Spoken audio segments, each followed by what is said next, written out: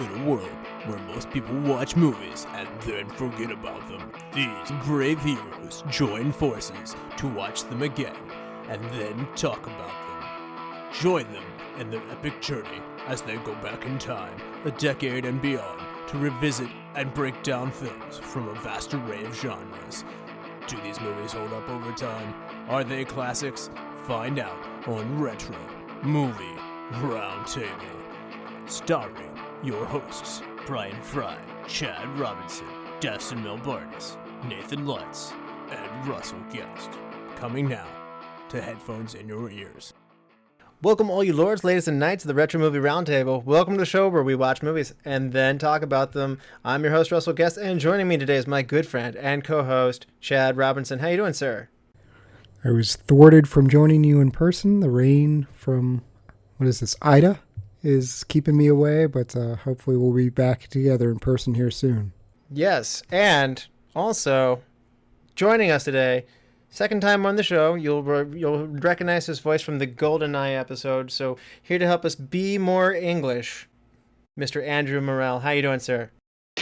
Great, thank you very much. Good to be back on the show. I'm looking forward to this one. Yes, and just as you brought the credibility of having a real British, real British blood for our first James Bond episode, we're gonna have that again here for Robin Hood today. So.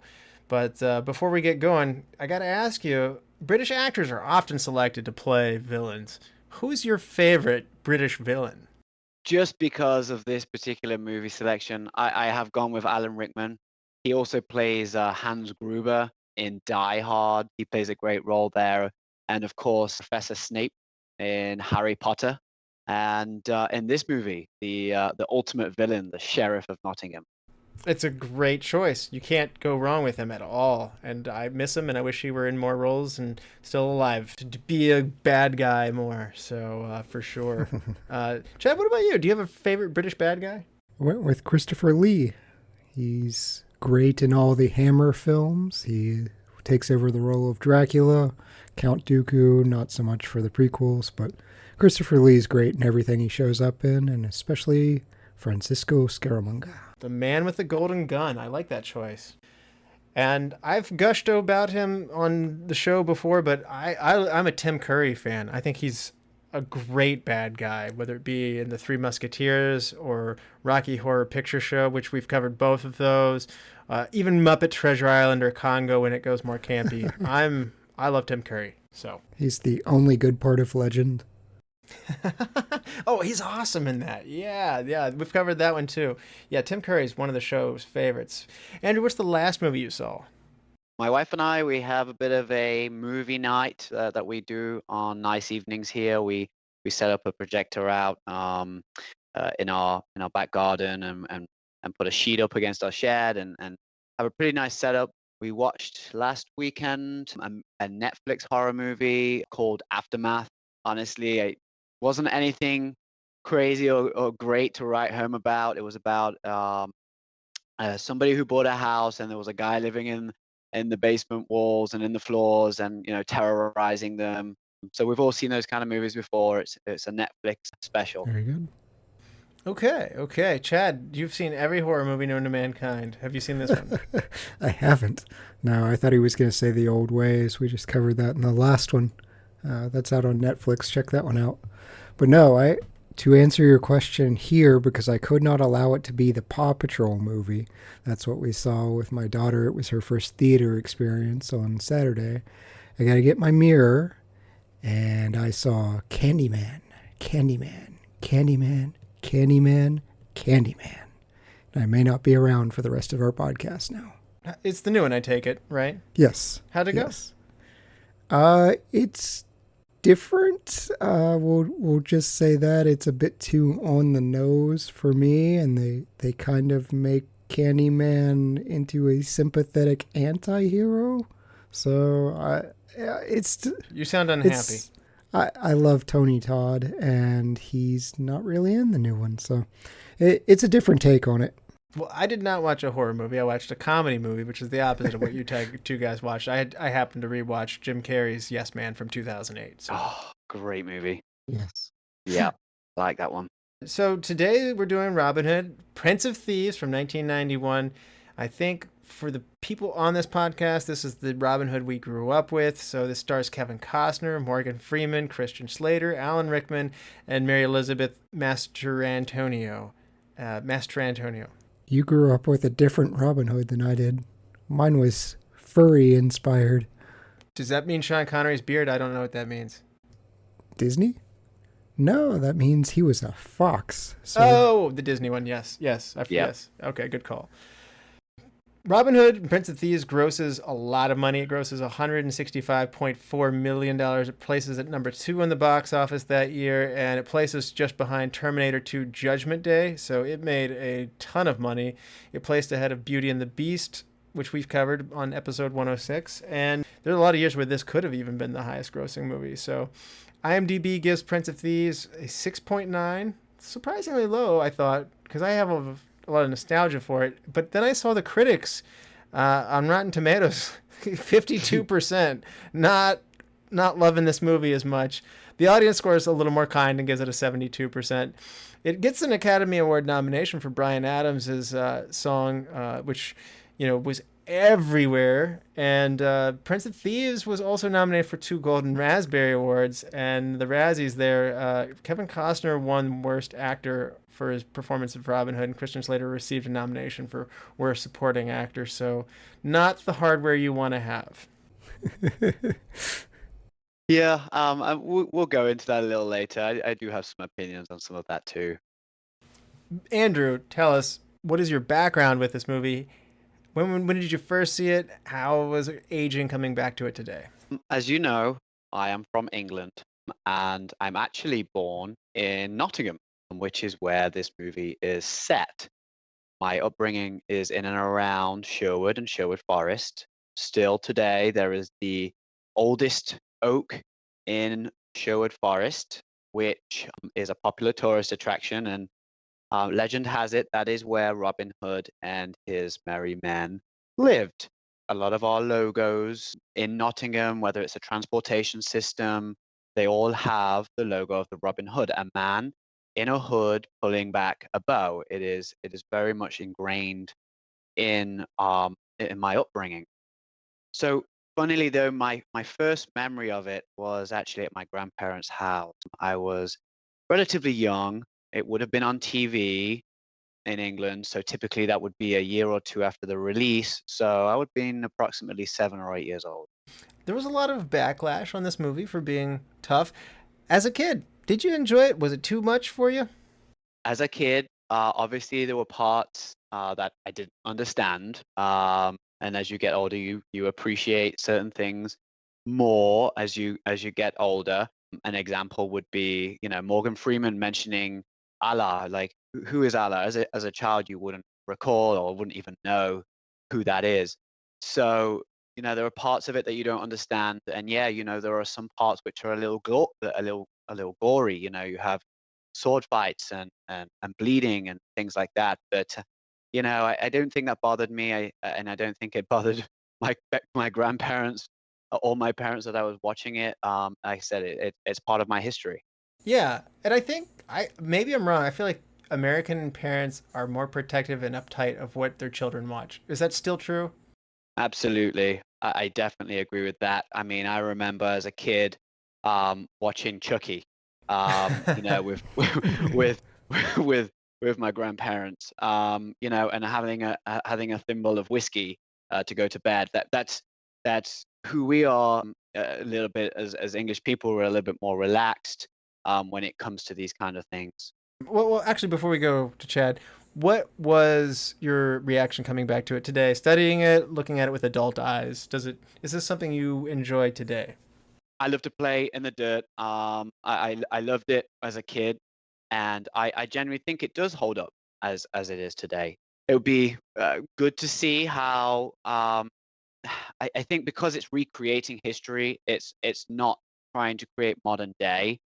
It tells a story, and because our interpretation of history is about what we see and what we read, I think this movie really helps us understand the legend that is Robin Hood, and because of that, anybody new to watching this movie will be able to learn from it. We'll be able to learn about the history, learn about the plot. And so, yeah, I do think it holds up today. And there have been many variations. You know, we mentioned the cartoon Disney version. You've got the Russell Crowe version. But in my personal opinion, this version tells the story most clearly and in the most fun way. Yeah. Now, Chad, from one side of the spectrum to the other, this is one that your parents might have kept you from seeing when it came out. Had you seen this movie at all before? No, I had not. This was my first time. What's it like coming into it, first eyes, fresh eyes? Yeah, it's interesting. We keep mentioning this is the one we grew up with, or it's the best one. I will push back on that and say it's Men in Tights, and it's not even close. Oh, that's a fun time, yes. Like, this may be more historically accurate, but yeah, Men in Tights that's my Robin Hood. Yeah, it was interesting. I'll get into more of it later, but this had the problems of Indiana Jones on steroids. Like, there was a bit of, who is this for? And I just criticized Indiana Jones, and Russell's angry with me, but there's a lot of Indiana Jones where it's like, this is a children's movie. You probably shouldn't be melting people's faces.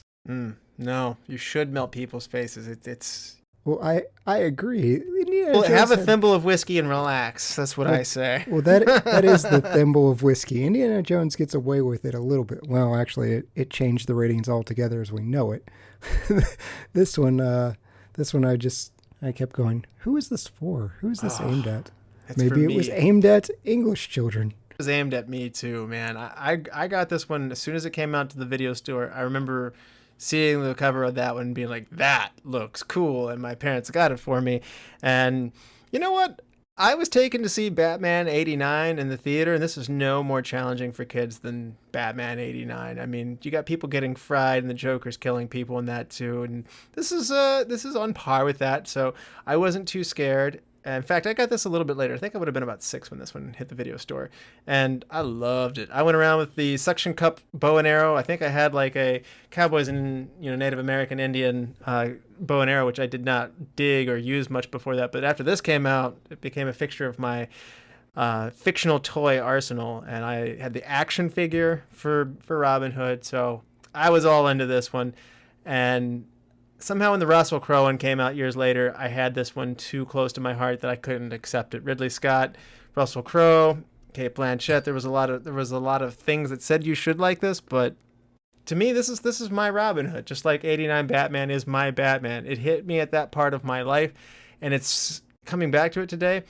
I'm having a hard time fully seeing the full criticisms for where this movie goes so bad for people, and I just have a ton of fun with it. There's a thrill ride component to it, that it's not straight up historical drama and it's not going for accuracy, but it's fun. It's a lot of fun. So you ask who it's for, I think it's for people who like fun and don't like things that aren't fun. Well, your issue with Russell Crowe's movie is because it wasn't good. I have the same feeling. It had all of the special effects and the cinematography, but it just fell short in the story. It wasn't great. Yeah, I don't think it's Ridley Scott's got an up and down catalog, and his achievements are amazing, and his shortcomings are, well, quite short. So, and head scratching. Yeah, and that would be one of them. But there will be spoilers ahead. We're gonna go ahead and spoil the heck out of Robin Hood, Prince of Thieves for you. So if you haven't seen it, like Chad hadn't before, he paused this podcast, he went and watched the movie, and then he's gonna join us for the rest of it. Welcome to the Flashback Flicks Retro Movie Podcast. I'm Ricky. I'm Grayson. And every week we review a movie from the past and reflect on things we missed, things we loved, and things we want to see again. Yeah, because we believe any movie worth watching is worth watching again. So if you like films, friendship, and a lot of callbacks, I mean, just so many callbacks, then subscribe on Apple Podcasts, YouTube, or wherever RSS feeds go for like-minded movie-loving individuals. Like you. What happens when two modern film fans go back and rewatch all the old classic films from yesteryear to see if they hold up? You get the Classic Film Jerks podcast. Find the Classic Film Jerks podcast on all the major platforms. All right, we're back, and this is your final warning. If you haven't seen 1991's Robin Hood, Prince of Thieves, this is your final warning. There are spoilers that lie ahead. Now, Chad, for those who haven't seen it since 1991, do you want to tell people what is it all about? An Englishman with an American accent is captured at the end of the Third Crusade. His name is Robin of Locksley, and he spent 5 years in a Jerusalem prison. In his absence, the delightfully cruel Sheriff of Nottingham has taken over Robin's old lands. Robin escapes prison and saves the life of a Moor named Azim, who goes all Chewbacca on Robin and swears a life debt. They return to England, where Robin finds out not all as it was when he left. He attempts to tell his love interest Marion that she's in grave danger, but she refuses his advances. Robin and Azim flee to a forest where they befriend a group of outlaws and form a raiding gang to deprive the sheriff of his taxes. Among the famous outlaws are Little John and Friar Tuck, as well as the ever-brooding Will Scarlett. The sheriff finally figures out that wood burns and sets fire to the forest to smoke Robin and his men out. Most of the men are captured and Robin must rescue them. Marion is also captured and scheduled to be wed to the sheriff so he can usurp the throne, but not before needlessly backstabbing his cousin. Robin, along with a few remaining men, manages to not only rescue his captured band of outlaws, but also break up the wedding. Azim saves Robin's life just as he's about to be stricken down by the sheriff's witchy friend, repaying Azim's debt. A new wedding takes place between Robin and Marion, and the king unhelpfully shows up about 2 days late, interrupts the wedding for a second, and then we move on to our happy ending. All right. Now, Andrew, this is a big, long movie. I mean, this is over 2.5 hours long. Yes. It covers a lot of ground, and there's a lot of characters in it. Do you like the story? I do. This version really covers the plot. You know, I like the plot summary there. That was really enjoyable to listen to, and some very good points that come out of it. You know, there's a little bit of sarcasm there, and I get it, but that's what makes the movie fun to watch. You know, history, you know, can be boring, right? I mean, we go to school, and some of us do not like to go to history classes. myself being, you know, one of those. Shame on those people. You know, so I should point out, Chad, what is your master's degree in? Yes, history. Okay, go ahead. Sorry, go ahead. Sorry, continue. I did not know that. No, I loved it. I was like, yes, dig deeper, go. Tunnel deeper. Okay, so history is awesome, and this is a great way of presenting that. But no, seriously, it is a fun way for people to learn. You know, it was interesting hearing your synopsis about what you thought about this movie and what, you know, who it was for. You know, and yes, I think populations between British populations and American populations, maybe they have different understanding of what is appropriate and what is not. I understand that. But ultimately, if you can put this on for someone who I was, 7 or 8 years old, I learn about a few things. I learn about good, I learn about bad, and right and wrong, as well as where I'm from and a little bit of history there. And so because of that, I think this movie makes learning fun, and so for that reason, I think it's a great plot and a great way of presenting that plot. Yeah, I think that I was thinking in other movies that give me this run, and it's interesting you pull up Indiana Jones. Pirates of the Caribbean's another one where this isn't like Braveheart where it's like all serious. And by the way, that movie's not that historically accurate either. But no kidding. Yeah. But I mean, there is a high entertainment value here, and I'm having a lot of fun with it, and there is a lightheartedness to it. Chad, I'm detecting from you that you want to go either more serious or more funny, and that it's getting stuck in a middle ground for you. Am I picking up on that from you? Yeah, and I'm sarcastic about all of our reviews, so that's not necessarily indicative of, my personal feelings on this. I just like pointing out some things that don't make sense or funny. But yeah, to me, I remember sitting in theaters and the trailer came on for Pirates of the Caribbean and looking over to our friends because we were in high school, maybe early college, thinking, that's going to scare the crap out of some children. This movie starts with people being tortured in a prison and not just like casual off-screen, you hear people screaming. No, like straight up people writhing in agony. I'm thinking, okay, that's an interesting way to start here. I think because... I don't think the Crusades were a fun time, by the way. No, although there's... someone should make a musical. It wasn't like a trip to the bank where they hand you a sucker when you leave. It didn't go well for the invaders. You could make it fun, but Alan Rickman's character, the Sheriff of Nottingham, was very funny, and he had comedians write lines for him and do all this ad-libbing. He was very, very funny. And then it's juxtaposed with things that just aren't. So, I was in a weird space where I would have liked them leaning in and being a bit more silly, but I think that's also colored by the fact, hey, I came in, my first Robin Hood was Disney, and my second one was Men in Tights, which came out 2 years after this movie. Well, see, that's the other thing. That movie, which I love and enjoy, is so heavily referential to this movie. Yes. Yeah, I wound up thinking, I don't understand the criticism Carrie Ellis made about, in this one, I have an English accent. Unlike some Robin Hoods, I have an English accent. I did not get that line at all growing up. It's like, okay, well, I can't remember what the fox sounds like. It's been a while. But yeah, as far as the plot, I mean, we had great characters. I loved Mortiana. She was a cool character to add in. Yikes. Scary lady. Azim was a cool addition that you just don't see in other versions of Robin Hood. Yeah, he's in a British TV show or like based off of Nasir, but I didn't watch the British TV show.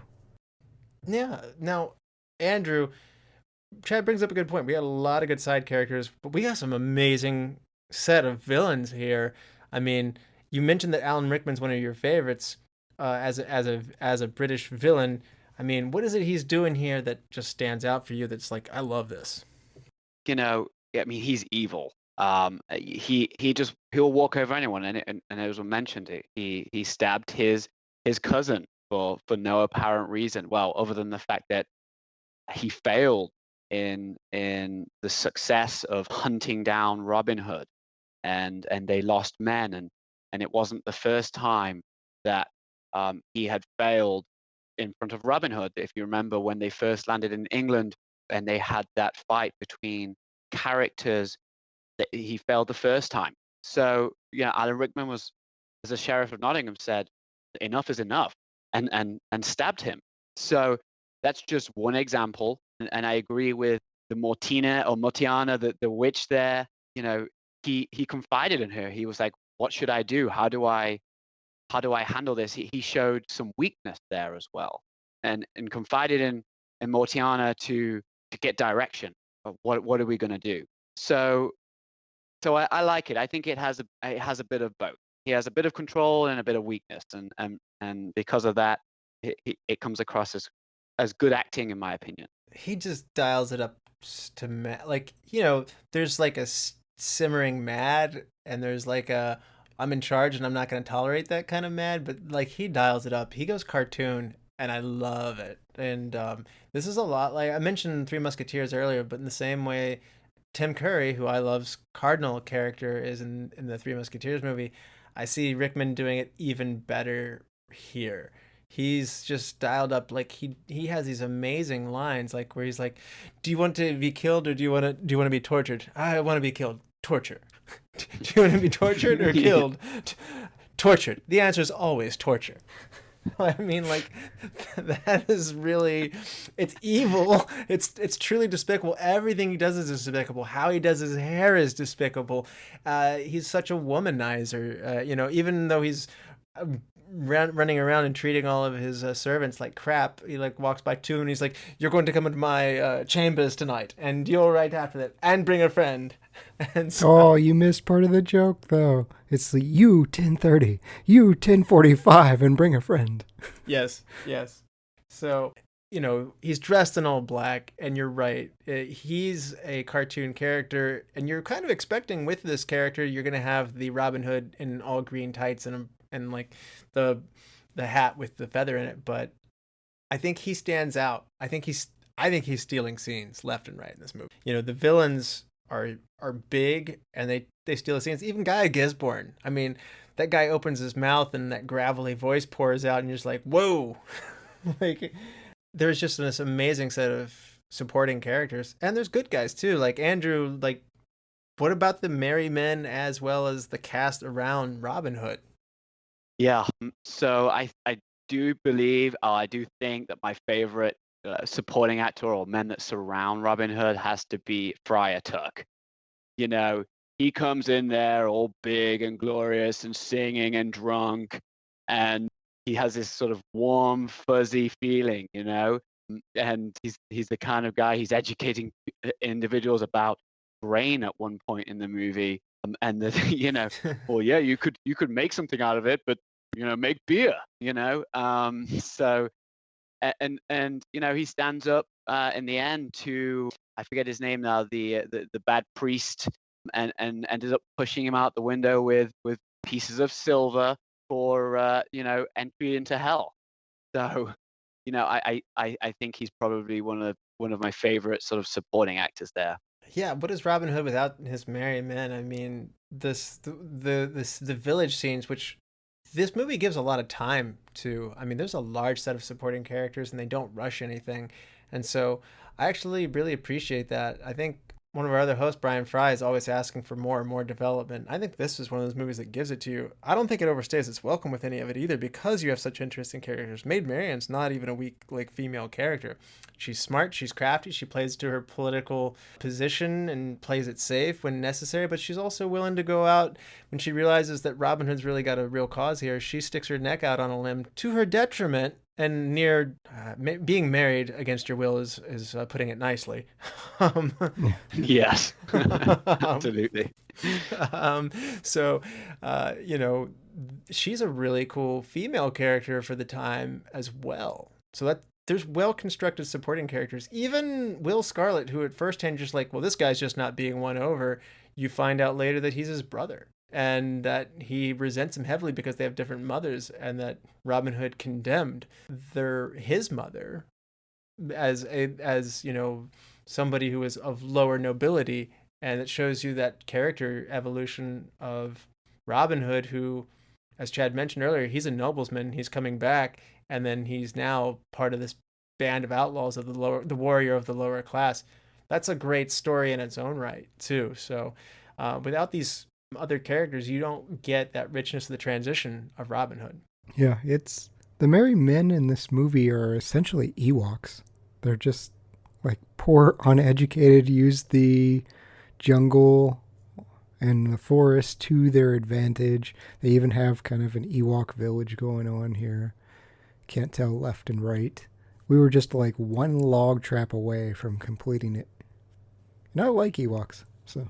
This kind of made me sad, but the toys that I mentioned earlier, unfortunately, heavily borrowed from the castings of the Star Wars Ewok village and the Return of the Jedi characters. Friar Tuck is literally like the same body of one of Jabba's guards, and they just stuck a different head on him. Kevin Costner is Bib Fortuna. Yeah.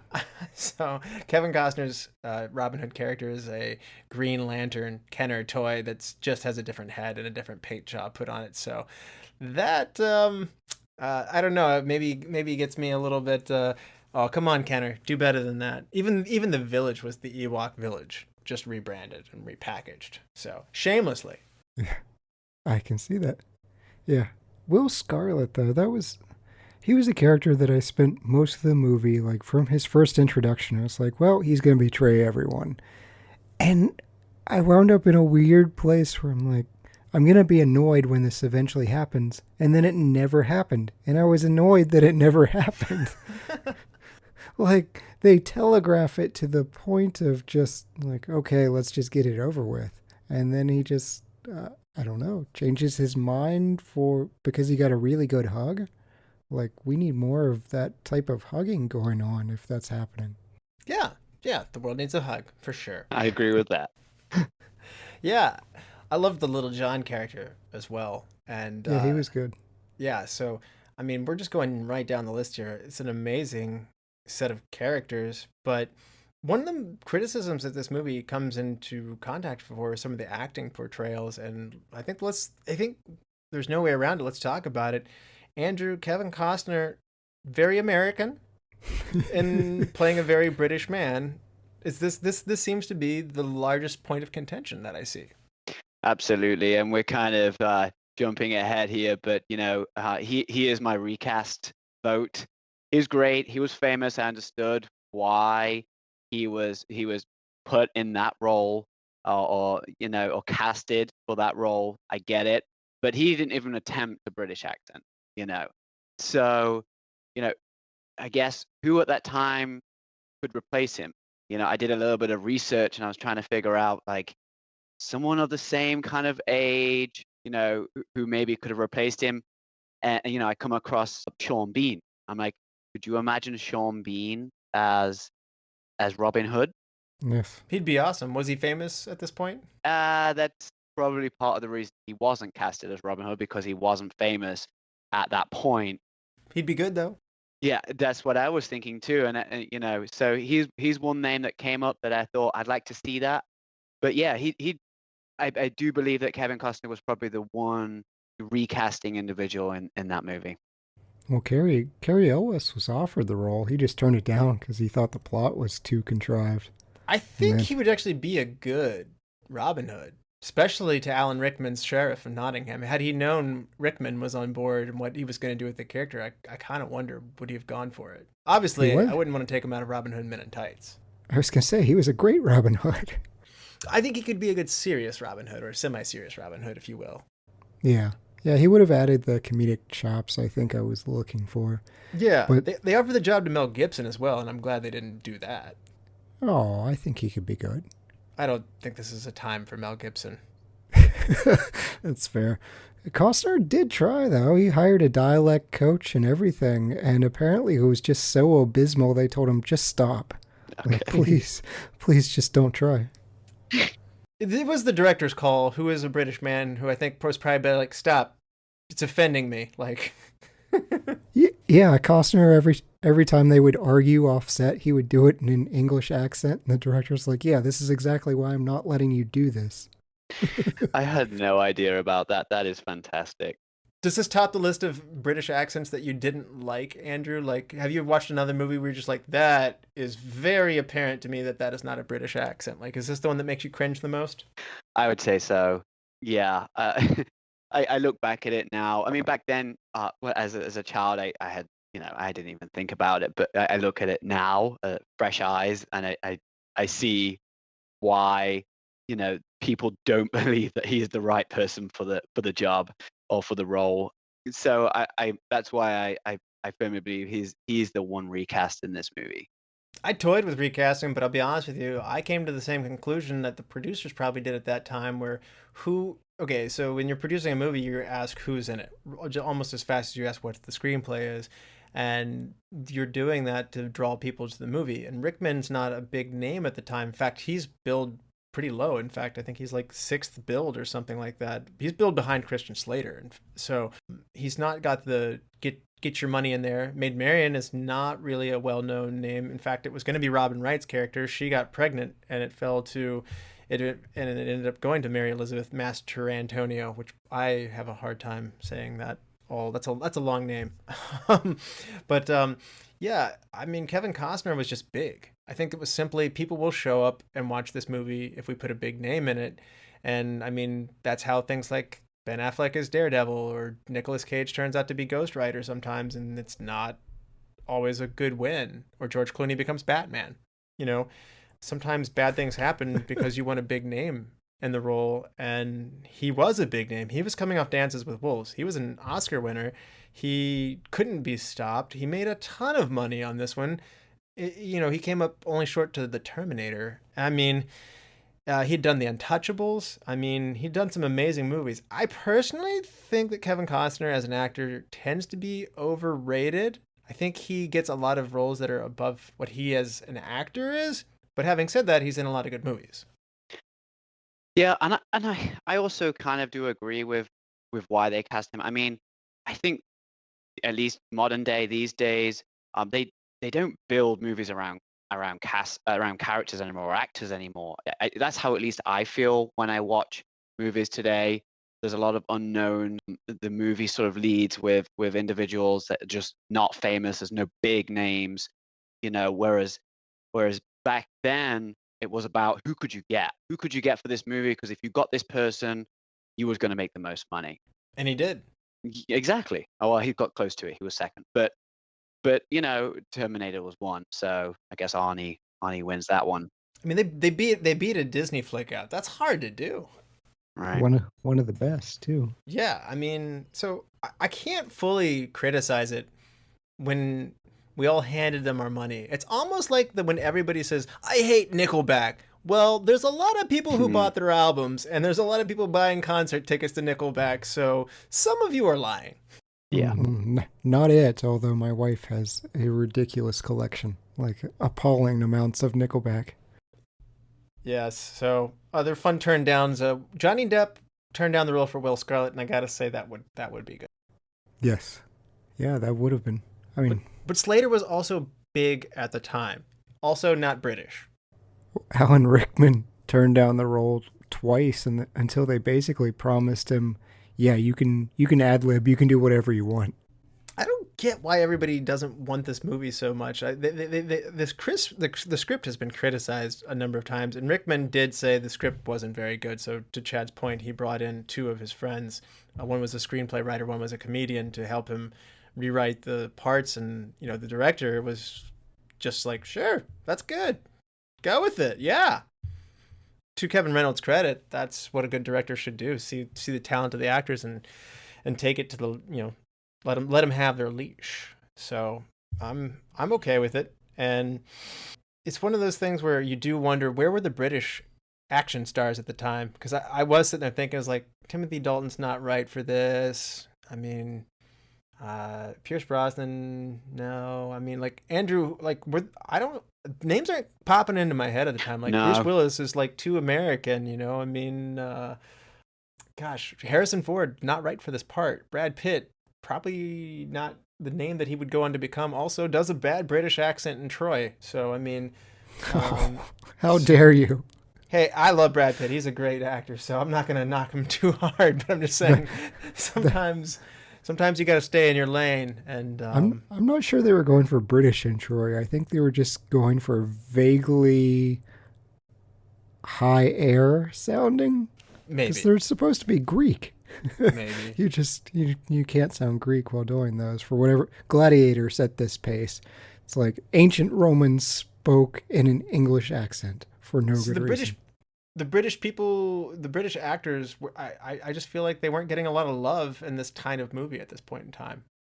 I don't know. Maybe we just didn't get some movies that the UK got at the time.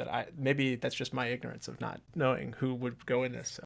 No, I'm with you. I think big actors were definitely American Hollywood actors.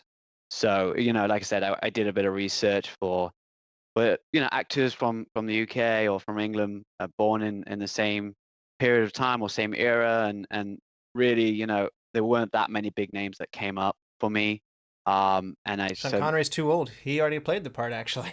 Right. It was like this gap. Between the 30s and the 50s, and so in terms of big names, I think Kevin Costner sort of brings in the money, and that's why. 100%, yeah, definitely. So, and I kept thinking of people like, oh yeah, Paul Bettany might be a good Robin Hood, and it's like, oh, he would have been like 18 or 19. That's exactly. I kept having, Gary Oldman, that man can play anything.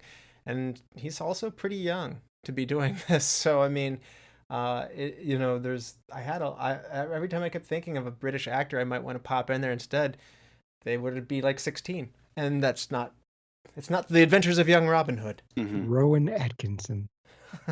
That's a movie I'd also want to see. Just because. I would too. Oh, so there's another movie being produced in parallel with this that's also was vying for Kevin Costner's participation. It's a Robin Hood movie that is released in this year, and it actually has Uma Thurman in it, and she's the Maid Marian character, and the American the actual British character. They actually got a British Robin Hood, but I don't recall his name at the moment. But they got Uma Thurman for Maid Marian, so we've just reversed issues. I don't know if she can do a British accent. Robin Hood 1991 stars Patrick... where to go? Patrick Bergeon. So, clearly, if you get a real British actor to play your Robin Hood, you get no one to show up. I might have made a faux pas there. He's from Dublin, Ireland. I had no idea about this movie. I'm Wikipedia right now looking at it. I've not seen this one before. No one has. Yeah, so it was the race for the who could put out the Robin Hood movie first. So there was a lot of rushed schedule around this. They wanted to be the first Robin Hood out, or the better Robin Hood, and this movie clearly won out at the box office, as well as in the hearts of me. Yeah. Okay. As far as the story structure goes, a lot of the modern day Robin Hood elements come from earlier adaptations, such as the Errol Flynn version of Robin Hood. I actually watched a documentary on the legend of Robin Hood, and it's really fuzzy. Like, we're not exactly sure if there was a Robin Hood. If so, what period of time he was from. There's people in Yorkshire who actually will debate and say that they were the home of the actual real Robin Hood. And they even debate which King George, because it gets confusing. There's more than one George. Which King George had the Robin Hood character? Which Sheriff of Nottingham would have had it? There's another character whose name's not Robin Hood who seems to oppose a Sheriff of Nottingham. So it's weird. There's various people who the legend attaches stories from, and at this point in time, it's being told by word of mouth and minstrels and poems and these ballads, and it is kind of growing. And earliest poems don't have anything about him giving to the poor. It was just simply, I kill rich people and take their money. And that was enough to please people in the Middle Ages. If Middle Ages, people are okay to mass amounts of violence. It's like, I behead rich people and I take their money. And they're like, oh, what a hero. Yay. So. It was King Richard III, though. It shouldn't be George. That was much later. Thank you for correction. So there's a lot History people. There's more than one King Richard. And they couldn't tell which one that Robin Hood necessarily goes to. So it's fuzzy. And where the Robin Hood history is fuzzy in itself. So I've heard some people say that it's not historically accurate. This is a legend. I mean, it's really hard to know. I mean, he kind of grew out of this character. And I mean, it's a good hero idea. I mean, basically, Zorro is very similar. He's like a rich noblesman who becomes the defender of the lower class, and there's something incredibly awesome about that idea. Real or not, that's just that's a superhero. I was getting frustrated because all the English troops were using crossbows for a long time, and they did have a fun scene where they literally threw a crossbow at someone and hit him in the head. But it's like the British in this time period were really famous for longbows. That's their thing. And it took until pretty much the forest scene for them to bring out the longbows. Yeah, we had some short compound bows, but yeah, I was confused by the presence of crossbows. I think they just wanted a scene where something heavy was thrown at someone's head. I think they wanted it to be an unveiling of like, oh, snap, this guy is an amazing archer. You know, he goes to the Crusades. You know, he's a tough warrior. You know, he's come home battle hardened. But this movie uses it as an unveiling of like, you know, this guy is better at fighting than everybody. Well, I can only say that those people in Yorkshire are incorrect. Robin Hood is from Nottingham. I can take you to Sherwood Forest and show you where he lived. He is real, as far as my belief, and there are lots of artifacts, and there's a museum set up there in Sherwood Forest where you can go and visit for yourself. Like I said, it's a tourist destination where you can learn. So that's my take on that. I don't know how familiar you are with it, but in Point Pleasant, West Virginia, there's a museum to the Mothman. I'm not familiar. He The is Mothman. Now I have to look that up.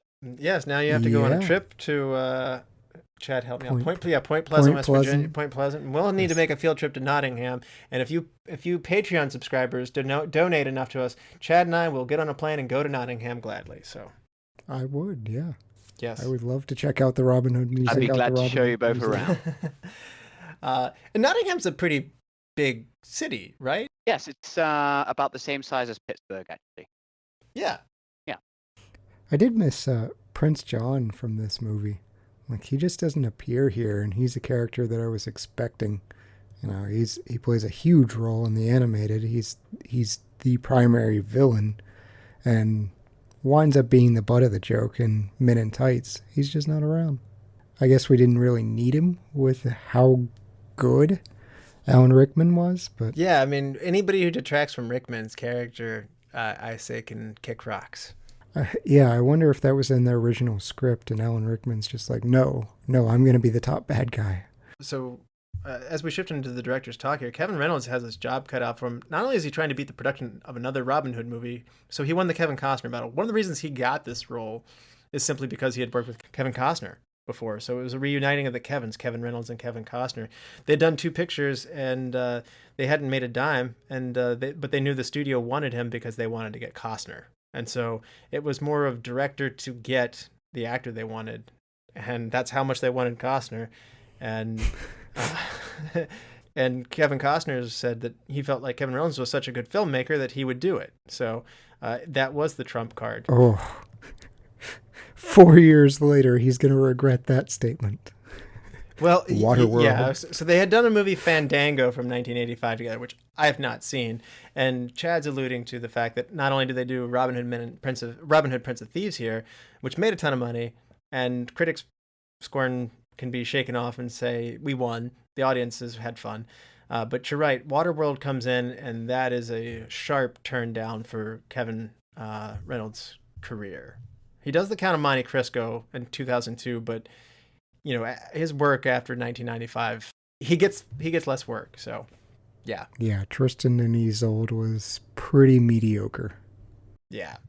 But they're rushing a big schedule. They're fighting weather in England and these locations that they're shooting, and they have a very condensed schedule, and it was hard on the crew. So, you know, Kevin Costner was kind of getting burned out. I remember the movie that he does after this is JFK, and I remember he was debating about whether he wanted to take that movie or not. He was just so burned out from acting, he needed to take a break, and Oliver Stone talked him into that one as well. I'm sure they paid him handsomely, but Costner's just on a heck of a run here. But Reynolds only had 10 weeks for pre-production and little time for rehearsing and revisions, and for a movie of this magnitude and scope, that's actually not all that much time to put this all together. Andrew, in terms of, we talk a lot about the management side of the director just now, but how do you feel like he does in terms of bringing the vision of Robin Hood? Does it feel like Robin Hood that you grew up, you know, hearing about? Yeah, I do think my mind when I think of Robin Hood is, you know, his bow and arrow. And when it comes to this movie, it's a flaming bow and arrow, you know, one that's sort of pulled back, ready for release.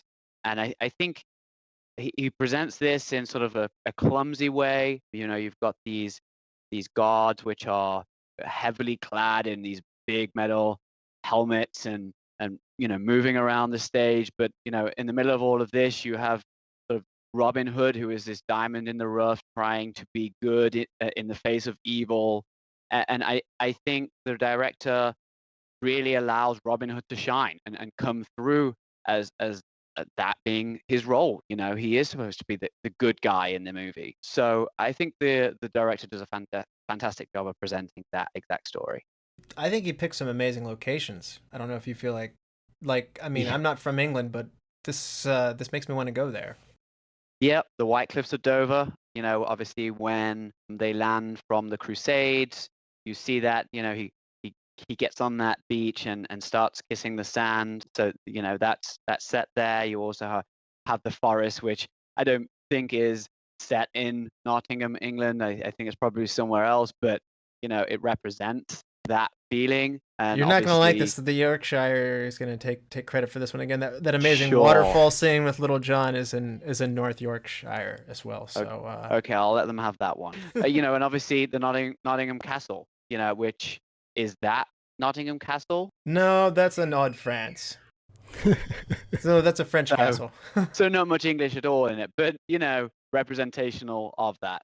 Well, the Priory in Northumberland is Marion's Manor, and Okay. Loxley's Castle is Waldorf Castle in Wiltshire, and Sherwood Forest does have Sherwood Forest moments in it too. So they went there, and there's beaches in Buckinghamshire, and I'm sure our American audience's eyes are glazing over. The point is, he went all around, but I think he picked some amazing locations. These feel like they're out of something like Lord of the Rings or something like a fantasy almost, and it's just like, wow. Yeah. England really is a beautiful place. Yeah, we did Monty Python a few weeks back, It did not look this good. and it's not like we're seeing the same castle. It's like, wait a minute, this is the third time we've seen this location. Yeah. They're different people. Yeah, no, this was great. All the set design really was great. I loved the layers, the castle. It reminded me of the Ewoks, and which is a fond memory for me. The forest village, which would have taken some time to set up. So that was cool. Absolutely. And even the Jerusalem dungeon, as Trad pointed out, or whether it be the Sheriff of Nottingham's dungeons and stuff like that, there are these very colorful moments, and they just set the mood. So tons of credit for Kevin Reynolds for, I might have too much nostalgia for this, but even coming back to it as an adult, I'm sitting there going like, this looks like I want it to look. It has an epic sense to it. I feel like I'm on an epic adventure. That's because we're just in this era where everything has to be sepia tone now. It's like we're going dark and gritty. That was one thing that stood out to me. Everything's bright and colorful. The sanctuaries have candles, even the dungeons, there are candles everywhere. Good point. If this were, we mentioned Russell Crowe's. Everything's gritty and it's sepia toned and it's washed out because we just can't have joy in modern movies anymore.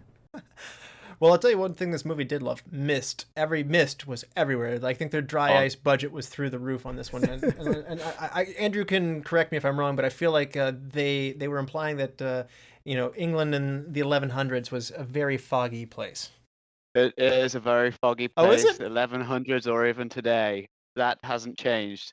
I think there's one scene in the movie where Morgan Freeman, he lands in England and he's trying to find where east is, and he says, "Is there no sun in this cursed country?" That was pretty funny. And he's not far off the truth with that one. So there's I'd say it's pretty accurate, and why not have fun with it? But even as they're cloudy, to Chad's point, I feel like it's bright. It seems like a summer vacation in Florida compared to the Zack Snyder Justice League movie. So some storytelling things. I thought Kevin Reynolds did a good job of telling a story, and Andrew's complimented it a number of times. But one thing that bothered Kevin Reynolds, he said that first and foremost, he was reportedly upset that the removal of the sheriff learns that Mortiant was his mother, and that would have been an interesting twist that I'm okay with. It just makes you hate. Again, the Sheriff of Nottingham in this movie is the embodiment of everything you hate. So if he is her son, then sure, that makes me hate him more. I don't need that. That seems needlessly convoluted. Okay. She was a cool character, and she was clearly like Druid influence because she keeps talking about the old ways and how the sheriff, there's a religious theme throughout it too, and so the sheriff is adherent to the old ways, and you first see him with an upside down crucifix, and he turns it right side up briefly and says, "There's no difference to me." But yeah, she's again another reason why you just hate this character. Yes. I mean, he does everything you can do to not like him. But there's one other error that Kevin Reynolds didn't like. It created a continuity error. Mary tells him, take a bath, Robin. And later in the movie, he rubs manure on himself to go by the guards to get into town. And actually, that was taken out of sequencing. The producing studio, they have their say on things. And he was supposed to have rubbed manure on himself to get into the castle to see Maid Marian. And therefore, he would smell like manure. So therefore, take a bath made a lot more sense. Oh, This, good to know. Yeah. this didn't bother me at all. I just assumed it'd been a while. He lost his castle.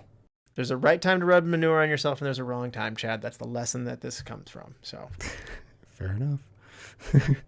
Yeah, and I think It's, him taking a bath, under that beautiful waterfall was the moment when May Marian, her eyes lit up and was like, "Oh, I actually quite like this guy." yeah, she is more keen on him after that. Yeah. That was a stunt double, by the way. Apparently, the water was so cold that they were afraid that hypothermia was a risk, so they sent him in instead. Or Kevin Costner is just a rich actor who's just saying, I'm not getting in that cold water. What do you think about the battle scenes, Andrew? We haven't talked about the battle sequences. Were there any special effects? I don't think so. Pyrotechnics, fire. Yeah. Yeah, it's like gunpowder, right? You've got fire going off in the background. One of them, stunts, launching Robin Hood and Azim over the wall with one of those, firing ball launchers that you see in medieval times. Those are some of the sort of cinematography, things that you see that come through this. There's definitely no CGI, at least that not I am aware of. I don't think there's any green screen stuff that goes on. I could be wrong. There is the arrow, where they follow the arrow, like when he releases the arrow and the camera follows the arrow path. You're getting some computer help there, but that's it. Okay. But that, All right. Like, that's very, very little. Right. Exactly. So everything's filmed on scene, live, action cut, and that's about it then. Yeah, I think that's a fun way of doing it. I think there's an authenticity. We're so far into movie history at this point that we're at the top of the game for practical effects, and I think the battle scenes look awesome on this, as well as the set design. Chad, fair? I have the same criticism of this as I do of Gladiator. Can we stop bringing catapults to a forest? That is highly impractical. I love it. That's funny. There might be a right time and a wrong time to rub manure on yourself, but I don't think there's ever a wrong time to bring a catapult. There is when you're surrounded by thick, old trees to block your projectile. Stop it. I thought that they missed a golden opportunity for a laugh because they get on there at great bravery and they go over the wall and they have no clue what's on the other side. And, you could have hit the stone ground for all you know, but instead they get a nice, conveniently placed hay cart, which is very nice. But then the next shot cuts to the angry villagers having cracked open the gate and gotten through. And I wish it would have been nice that Morgan Freeman looked over there and it's just like, why didn't we just go through there with them? Through the door. That's a great one. Yeah, that would have been a good laugh or a good joke to add on there. It's the next scene that they cut to. I feel bad for people of Celtic descent too. Like, they get hired out. They're the evil Hessian type characters in this. But like right in the middle of battle, they're just so evil that they've got to start raping immediately. Like, there are still people trying to stab you in the middle of this, but there were a couple that are just tackling the women. I'm like, man, that dude really loves rape. Like, it's pillaging and raping goes with that. I mean, it's like fish and chips. I mean, it's the 1100s. It's what they do. I don't know what to tell you. I mean, well, look, I don't want to advise anyone on how to properly execute this, but it's probably not in the heat of battle. Like, I'm pretty sure Nordic invaders were invaders for anybody. I'm pretty sure I don't think somebody was standing over them being like, burning houses, okay, looting is okay, but what you're doing with that woman is right out. Well, I'm just saying you could get stabbed in the middle of the act. There was still a battle going on. Again, I'm not condoning rape. This is a problem all across the board, but it was just weird. It's like, we've got to make our bad guys even more evil. Well, mean, they're burning up a house with a little infant in it, so I mean, they're pretty evil. I mean, yeah, whatever. The kid in this one was terrible. We haven't gotten to that yet, but yes, I did hate this kid. Like, he could have prevented a lot of... Oh, see, he's too old. I thought he would have been above the age line for you to hate that young actor. No, Chad hates young actors, by the way, Andrew. Like, he's really? relentlessly hard on nearly every kid actor. But I thought this one was old enough to get away from it. No, he could have prevented a lot of strife here between Little John. He could have pointed out, hey, this was the dude that saved me from Nottingham's cousin and defended me and took on like 6 people all by himself. Instead, he's just like, haha, you're about to get owned and maybe drown. Good luck. But isn't that what kids do? You know, aren't they a little naughty? I mean, true. at least English kids. Maybe not over here so much. We're just, I don't know. we don't listen to our parents any better. See, my daughter tells me everything she knows. Everything. So there's zero chance that if she happened to know this person and see that they saved him, that all this information wouldn't be immediately communicated to me in endless detail. And he's just like, sucks to be you. My dad's going to kick your butt.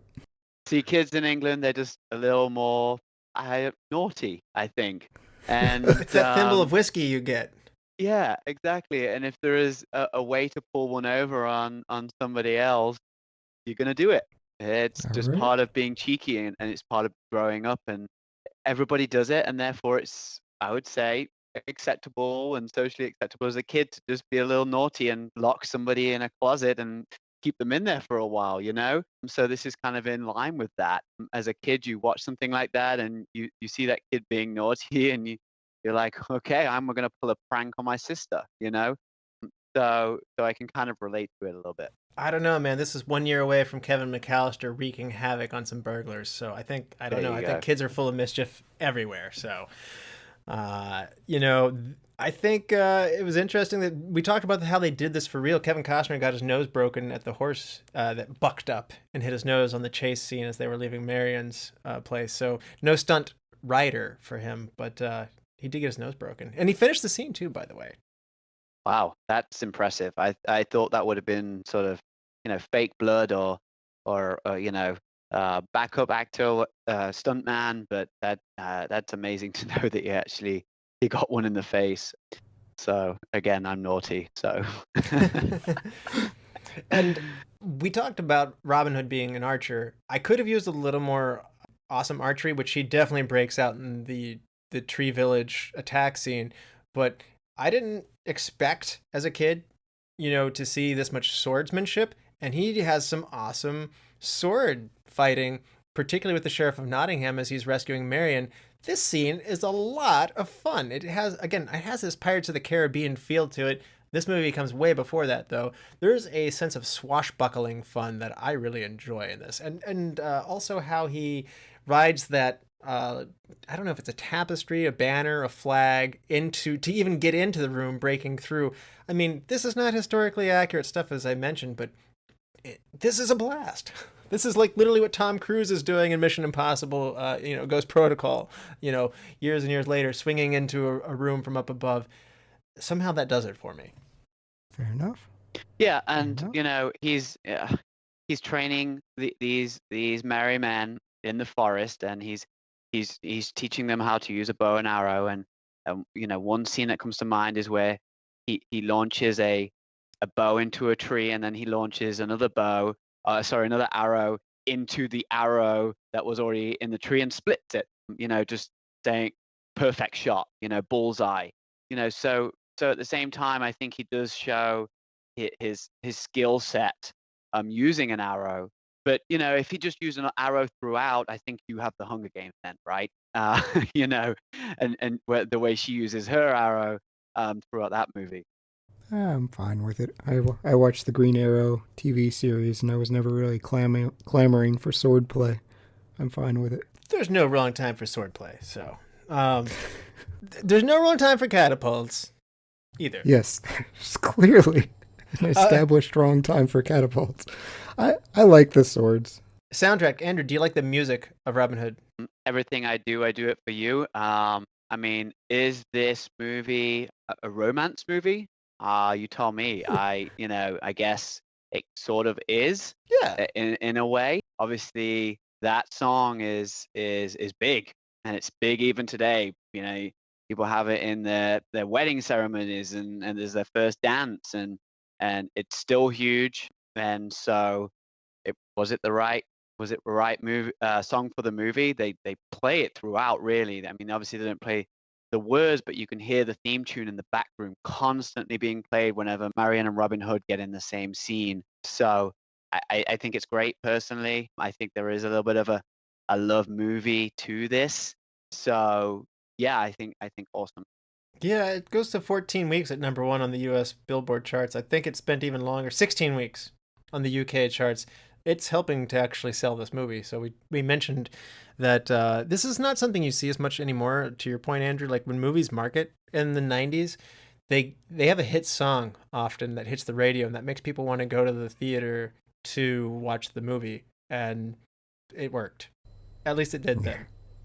Yeah, Kiss from a Rose. I remember that for Batman quite well. Yeah. Yeah, the soundtrack used to be a big deal for certain blockbuster movies. But I didn't realize Bryan Adams co-wrote this with Michael Kamen, the man who does the score for the rest of this movie. And by the way, he's also the guy who did the score for another Alan Rickman movie. He was the guy who did the score for Die Hard.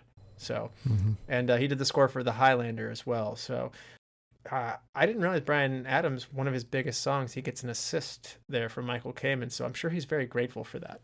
This soundtrack, it was what I needed coming off of Hero. One of my big criticisms of Hero was I did not enjoy the soundtrack at all. I thought it was kind of plodding, and it took away from what was otherwise kind of a legendary movie. It was a Tall Tales type movie. That's what this is. It's the Tall Tale of Robin Hood. It's the legend of Robin Hood, and we get that throughout the entire movie. I like that there were actual medieval melodies, Friar Tuck singing a real medieval tune from the 13th century. So kudos to the score here. Bryan Adams I could do without, but as you said, it helps. It helps the... You've made the entire country of Canada angry at you now. That's fine. You know what? Celine Dion and Justin Bieber suck too. So Man, come at me, Canada. These are fighting words, man. All right, and you besmirched Nickelback while you're at it. I was gonna say, and Nickelback, yeah, Canada, you were just a blight on the music world. Oh man, oh my goodness, shots were fired. Yeah, but not catapult shots. He doesn't feel like it's the right time for those shots. I think one measure of a good score is if you're just riding around the countryside with a horse, or if you're just walking around and you kind of get this feeling of like, oh yeah, I'm pumped. You have a good score. Yeah, I would agree. And then if you can finish the movie and you know, you put the movie down, you turn the TV off, and if you can still hum that theme tune, then you know they've done a good job. Or if you go to an archery range, just like, you know, at summer camp or whatever, and that's kind of entering your head a little bit, like in your own conscious, yeah, you did your job. So good job, Michael Kamen. It's time to hand out some awards. What do you guys say? Let's do it. Let's do it. MVP. I might have tipped my hand here a little bit, but Andrew, what about you? Who's your MVP? I'm actually going to go with Morgan Freeman as Azim. He was awesome. Yes. Absolutely. Yeah. I thought it was interesting they made an Islamic character such a positive character. At this point in film history, there's not a lot of diversity in your heroes and whatnot. And yes, he is a sidekick, but black man, Islamic character, and they made him a very virtuous character who was knowledgeable, and they kept showing him having all this technology that was ahead of or different than the British technology at the time. Absolutely. So I thought that was really cool to make that character, I guess, have a sense of nobility to him. He was a fish out of water, and I had a lot of fun with that character. So that's a very fun pick, Andrew. Yep. MVP, Chad. Alan Rickman. I love the bad guys, and he's a very lovable bad guy. He just had so much fun. Yeah, he's great. Mine is Alan Rickman as well. I think I have my list of reasons why is as long as can be. So, and his quote list is amazing too. So, Andrew, who's your best supporting? Now, this is a big supporting cast. This might be a little tougher. Yeah, no, I've mentioned him already. I really like Friar Tuck. I just love the way he owns the scene or the scenes that he is in. He's biting Robin Hood's leg, and Robin Hood's shouting, "Shoot him!" Exactly. He's a little bit mischievous himself. So, Chad, how about you? Let's choose your best supporting actor. I went with Azim, Morgan Freeman. I thought he was by far the most interesting hero character, and it's particularly unique because he's an original character.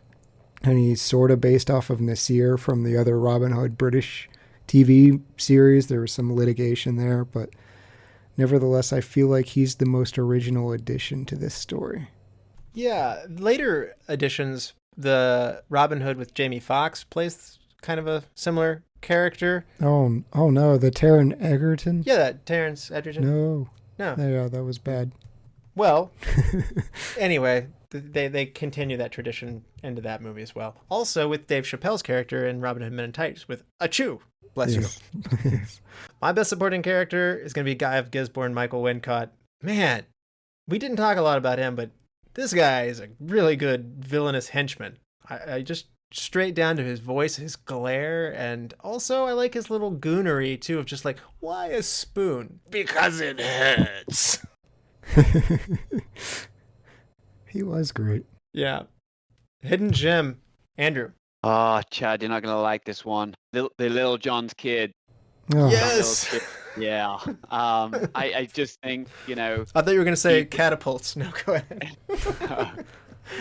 I just think he brings a playful, children's movie edge to this. Softens it a little bit and looks at it from a child's perspective. And as a child growing up watching this, you look at this little kid and you're like, that's me. I'm the naughty guy in this movie. So I'm going with him. We had different childhoods. Yeah, so Daniel Newman as Wolf. Nice. All right, Chad. As upset as you might be, who is your hidden gem? Yeah, nothing personal against Andrew. It's just like, everything you said is the opposite world for me. I was not the child that's like, yay, children. I was the child that was disappointed by the presence of people my age. I think that Chad wanted to be the young actor and kept feeling like, I could do better than that. That's my theory. I didn't. I love like Tim Curry in Muppet Treasure Island. I always loved the villain, the big and powerful guy that could just boss people around. But I was little.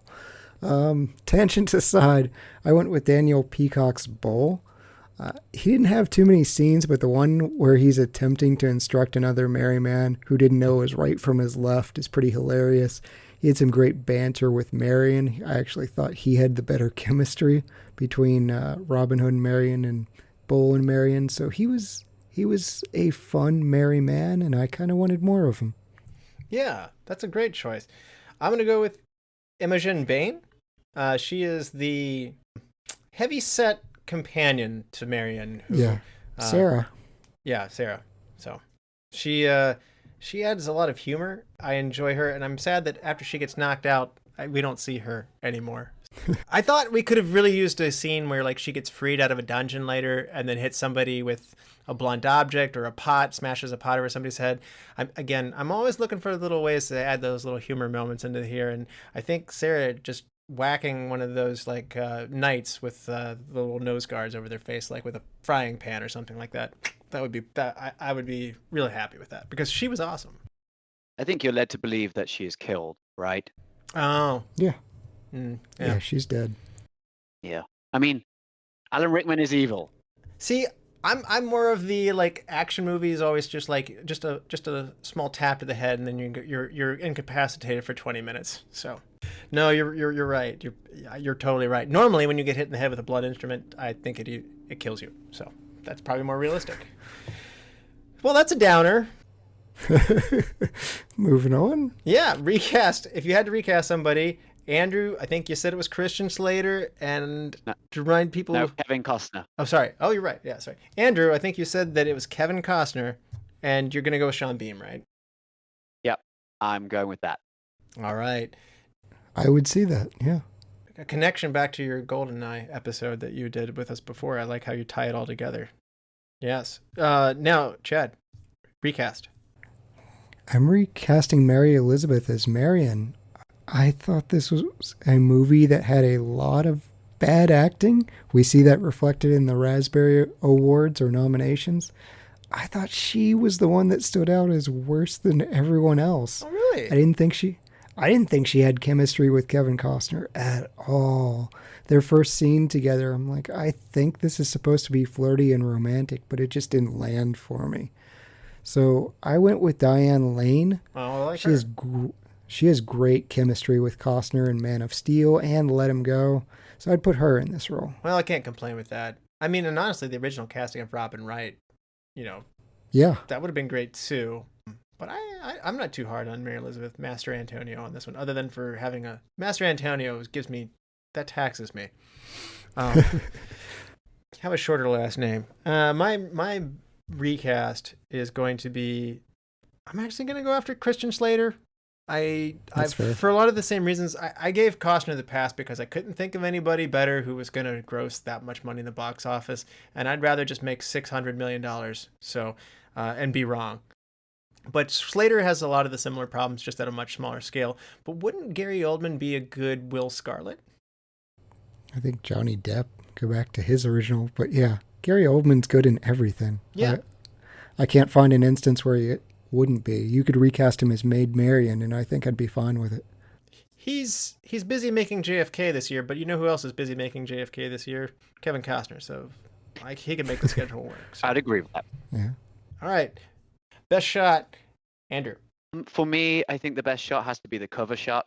Kevin Costner launching a fiery arrow with blazing background into the executioner's mouth, loaded with this terrible English teeth as he's about to kill his brother, and Kevin Costner saves his life. That's my favorite shot. All right, and that is mine as well. That's the cover of the image that I saw in the movie store and said, I must bring this home now. Jad.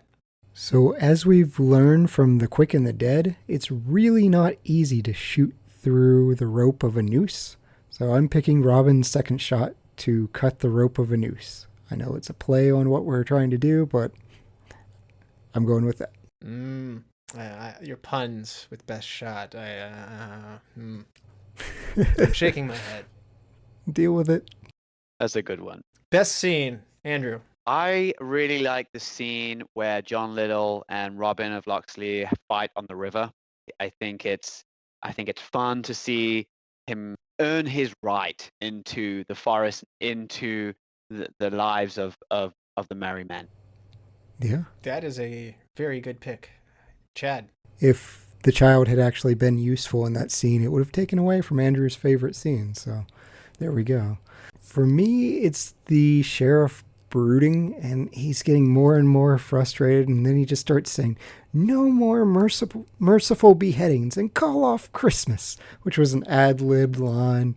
So pretty much anything Rickman did, but that was a personal favorite. Andrew actually stole what I had written down as my go-to scene. I love the waterfall that they're in, and the fighting scene in that was just such a fun setting. So, but if I had to pick a runner-up, I do really enjoy the scene where they stop everybody from being hanged. I feel like that's a motif I see in a lot of movies, and it's a tense moment. And anytime you get somebody off the gallows, it's all a suspenseful moment. So I like that one. And I know we've mentioned this before, but I also really like the moment when the King of England arrives at the end of the movie, and it's almost like it's a great closing clip to the movie. He thanks Robin Hood for defending his right to the throne. Yes, he doesn't show up at the most opportune time. I don't disagree with that, but I think it's a great closure, right? They get married, the love story has come to its ultimate moment where they get married, and the King of England shows up, is alive, well, and all is well with the world. Is it all well because he's Scottish? And if we're going to criticize Costner for being English, Connery made no attempt to not be Scottish on this one. He just came in and was like, very Scottish. He's been Robin Hood himself, and that's a fun cameo. But Andrew, are you upset there's a Scotsman playing the king? As the king, Sean Connery gets a pass.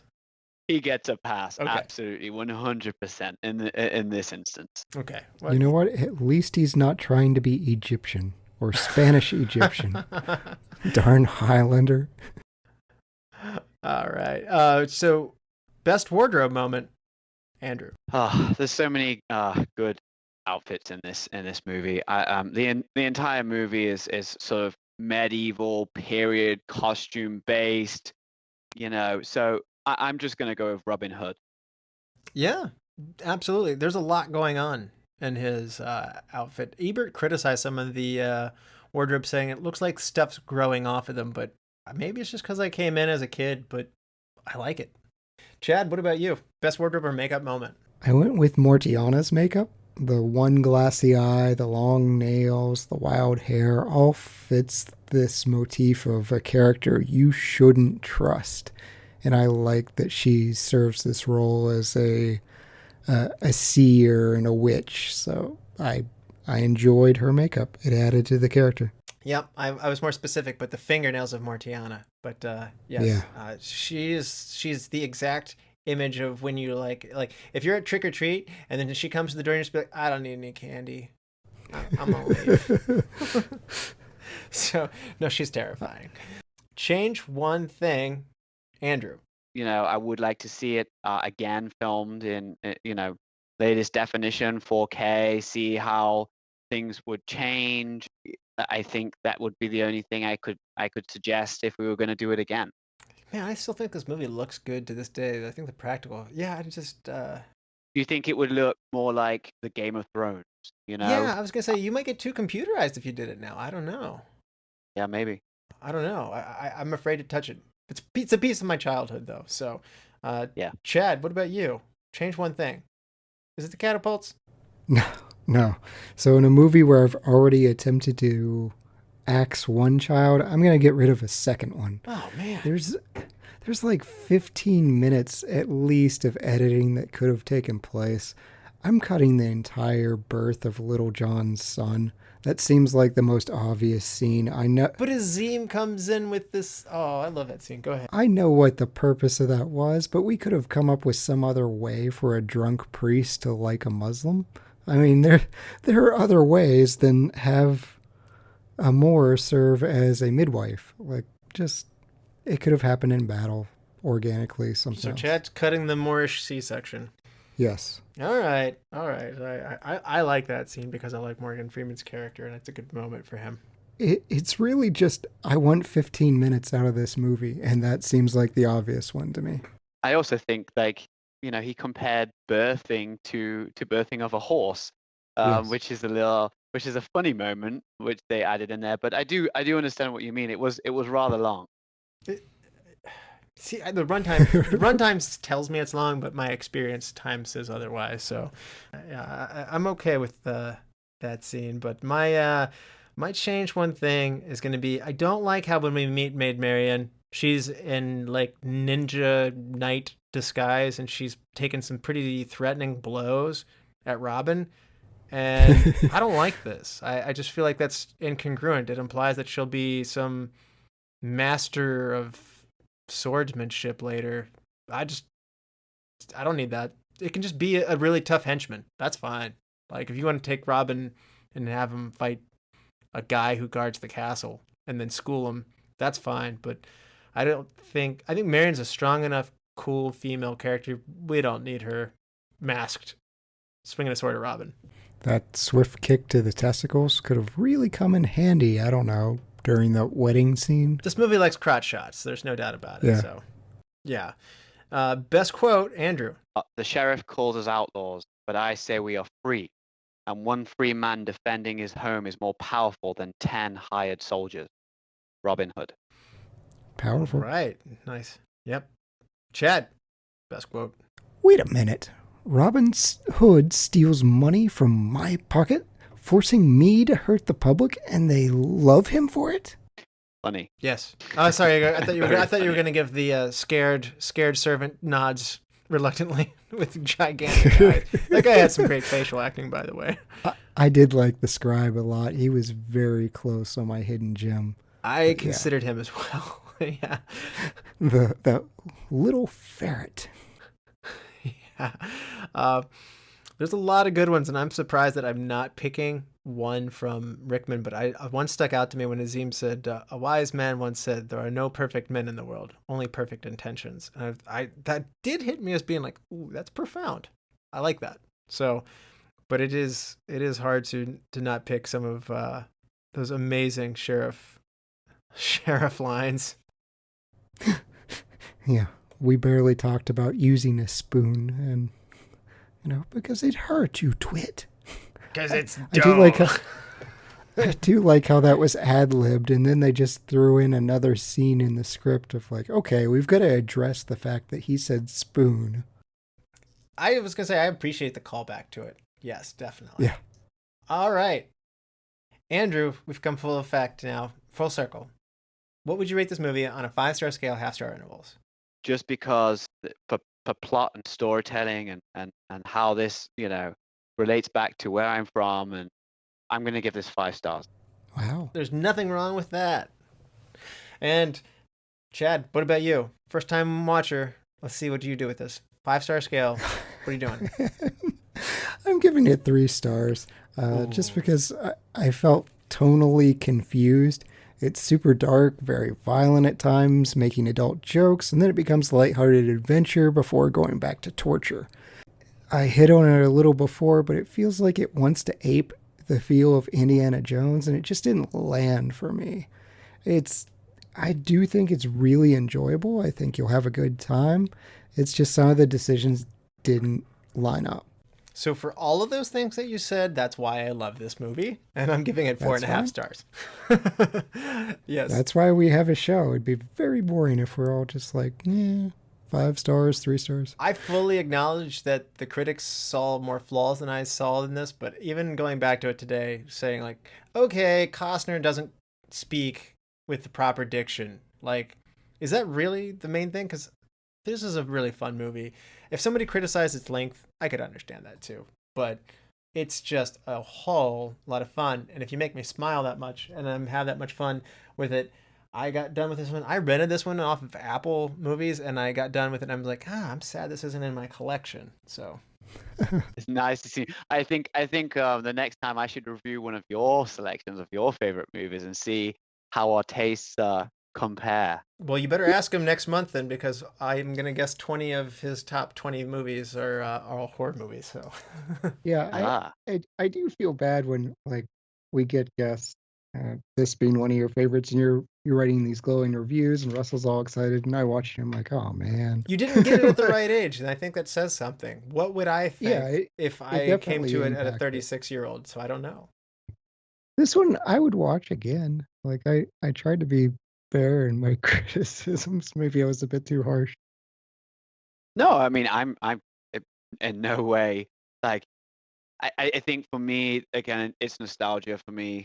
This is the kind of movie that I would put on time and time again if have something to do don't have something to do on a Sunday afternoon and I wanted to put something on that's maybe I'm missing home or something like that, or maybe it goes on when I visit home and I'll have it on in the background. It's one of those kind of movies for me.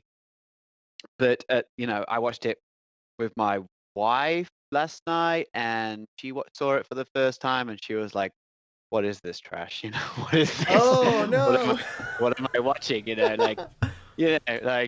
But she doesn't like these kind of movies anyway, right? So she doesn't like the action. She doesn't like anything where there's blood and guts or guns or cutting hands things off. like that. Yeah, like those kind of things. So as soon as like something like that comes on, she loses interest. Yeah, so.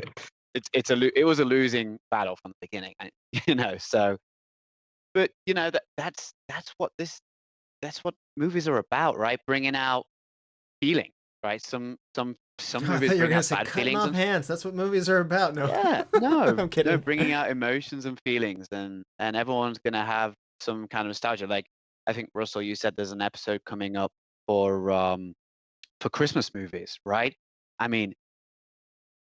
That is something huge, right? Everybody has their Christmas movie, right? Am I banned from that episode too? You're Russell? definitely banned. Chad. Oh. Chad's a bit of a Scrooge. Because of all the kids. No, because of yeah, all the I was gonna kids? say, Chad also hates Christmas movies in addition to not liking kid actors. So, Good That lord, is the worst. so yes, Chad's banned from that one. the amount of genres you have banned me from is growing to absurd. It's not. And next time, we are going to be counting down the best 007 movies from the James Bond franchise from worst to best. It's a bonus episode, and it's going to be a long episode, and we hope that you're looking forward to that with the new movie No Time to Die about to come out. So I hope you enjoy it. Check it out. Just wait. That's right. Andrew, thank you so much for coming on the show again. We really had fun, man. It's been a pleasure. I look forward to the next one. Yeah, I mean, I don't know. You're going to have to continue to school us in the films of Great Britain. I think there's a running theme here. I am prepared to do that. Sweet. Yes. You'll have to check out our Monty Python's episode of Holy Grail and tell us if we did it justice without you. So, and thank you, all the lords, ladies, and knights of the Retro Movie Roundtable. We invite you to reach out to us. We want to hear from you. So subscribe, rate, and review on Spotify, Stitcher, wherever you get your podcast. Give us a like on Facebook. Follow us at Twitter at @movie_retro and email us at retromovieroundtable@yahoo.com. Let us know what you think. Is there ever a wrong time to use a catapult? Settle the argument. Producing and providing this podcast is fun but not free, so we invite you to support the show at Patreon at www.patreon.com/Retro Movie Roundtable. Any contributions are much appreciated and will go towards making the show better for you, the listeners. As always, thank you for listening. Be good to each other and watch more movies. Chad? I lost. Wait a second. I'm not supposed to lose. Let me see the script.